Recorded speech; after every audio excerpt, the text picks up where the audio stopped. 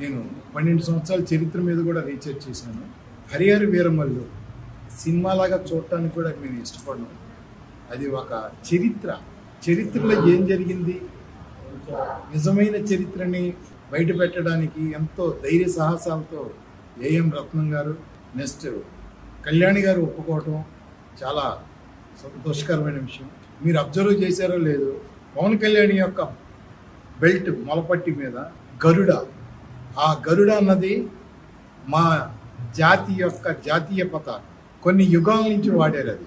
ఆ గరుడి యొక్క విశిష్టత ఈరోజు చూస్తే ఆనంద బాష్పాలు రాలుతున్నాయి మాకు.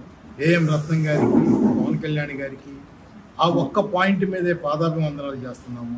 సినిమాలాగా చూడాలి, అంతేగాని దాడి అన్నది చాలా తప్పని మా అభిప్రాయం. అలా దాడులు చేయాలనుకుంటే కనీసం ఉపయోగం లేనిది